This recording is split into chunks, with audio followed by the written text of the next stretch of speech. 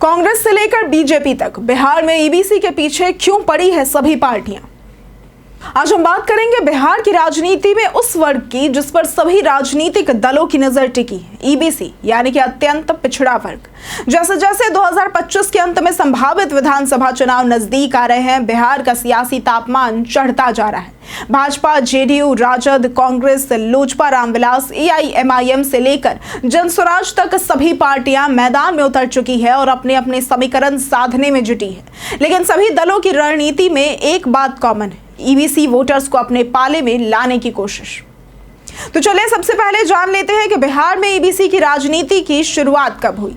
तो ईबीसी शब्द आज आम हो चला है, लेकिन इसकी नींव करीब 50 साल पहले पड़ी थी। साल 1971 में बिहार के तत्कालीन मुख्यमंत्री कर्पूरी ठाकुर ने मुंगेरी लाल आयोग का गठन किया था और इसका मकसद था राज्य में सामाजिक, आर्थिक, शैक्षणिक और व्यावसायिक रूप से पिछड़े वर्गों की पहचान करना। 1976 में इस आयोग ने एक रिपोर्ट सौंपी जिसमें 128 जातियों को पिछड़ा माना गया। इन्हें दो हिस्सों में बांटा गया, 34 जातियां सामान्य पिछड़ा वर्ग में और 94 जातियां अत्यंत पिछड़ा वर्ग यानी कि ईबीसी में रखी गई। कर्पूरी ठाकुर ने जब 1977 में दोबारा सत्ता संभाली तो उन्होंने ईबीसी के लिए 12% आरक्षण लागू किया। हालांकि ईबीसी को राजनीति की मुख्य धारा में लाने का श्रेय नीतीश कुमार को ही जाता है।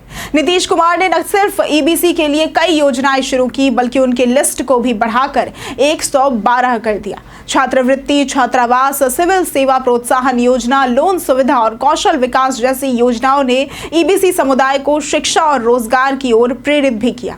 यही कारण है कि आज ईबीसी वर्ग को नीतीश कुमार का कोर वोट बैंक भी माना जाता है। बिहार सरकार द्वारा 2023 में जारी जातिगत सर्वे के मुताबिक राज्य की कुल आबादी का 36% हिस्सा अत्यंत पिछड़ा वर्ग से ही आता है।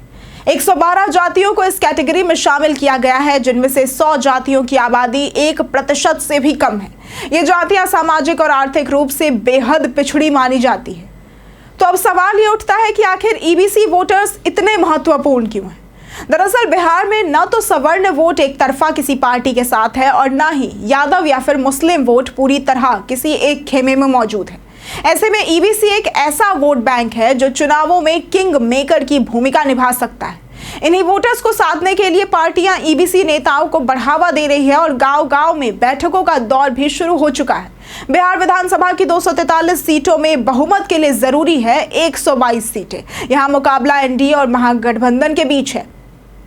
अब एनडीए में है भाजपा, जेडीयू, लोजपा, रामविलास, हम पार्टी और राष्ट्रीय लोक मोर्चा। महागठबंधन में है राजद, कांग्रेस और वाम दल। मैदान में नए खिलाड़ी भी मौजूद हैं, प्रशांत किशोर की जनस्वराज और एआईएमआईएम। तो इस बार के चुनाव में जातिगत समीकरणों की जंग में ईबीसी यानी कि अत्यंत पिछड़ा वर्ग सबसे बड़ी कुंजी साबित हो सकती है। राजनीतिक दलों की रणनीतियों से लेकर घोषणा पत्रों तक सब कुछ अब इस वर्ग के इर्द गिर्द घूमता हुआ नजर आ रहा है। आखिर में आपसे एक सवाल करना चाहेंगे कि क्या आप मानते हैं कि ईबीसी इस बार सत्ता का फैसला तय करेगा? कमेंट में अपनी राय जरूर साझा करें। अगर आपको आज की ये वीडियो पसंद आई हो तो इस वीडियो को लाइक करें, शेयर करें और साथ ही हमारे चैनल को सब्सक्राइब करना ना भूलें। आज के लिए सिर्फ इतना ही। वीडियो में साथ बने रहने के लिए धन्यवाद।